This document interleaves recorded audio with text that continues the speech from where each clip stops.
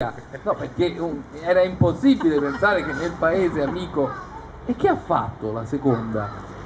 Cosa mai avrà fatto il compagno filosofietico che a quel punto dice questo è preoccupante? Era andato a parlare con i dissidenti, era andato a parlare con gli omosessuali moscoviti, in alcuni casi le due categorie coincidevano e la polizia, per non dire né fare, aveva preso e l'aveva imbarcato e arrestato e ci fu una complicata trattativa per rimetterlo fuori e quando lui tornò con questo marchio, quello che è andato a Mosca e si è fatto arrestare, una parte, chiaro,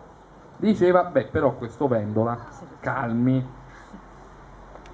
il massimo di proiezione verso il futuro perché con queste antenne Niki aveva capito che stava crollando un mondo, l'89, dice con velocità impensabile, c'è l'accelerazione dei tempi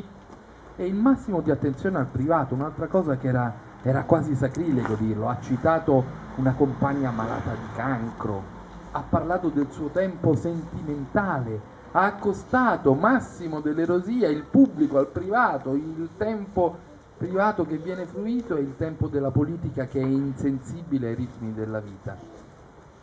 Se ci pensate, c'è tutto il Vendola di oggi. È esattamente quello, ma a me stupisce che ancora oggi, quando Niki fa quei discorsi in cui ha queste accelerazioni, che io dico anche apologetico no, ma di visione, lui fa delle analisi, parla di Avetrano al congresso di Firenze e dice guardate che io ancora non so come finirà il processo pubblico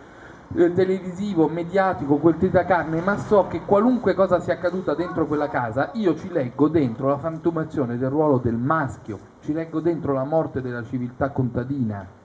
E da lì parte quel frammento di riflessione per cui dice abbiamo delocalizzato gli anziani in alcune strutture di contenzione e li abbiamo separati dalle famiglie e questo ha spezzato il filo della memoria che aveva portato e seguito e legato tutto il Novecento, il rapporto fra le generazioni, la narrazione, parola chiave del vendolismo, ma soprattutto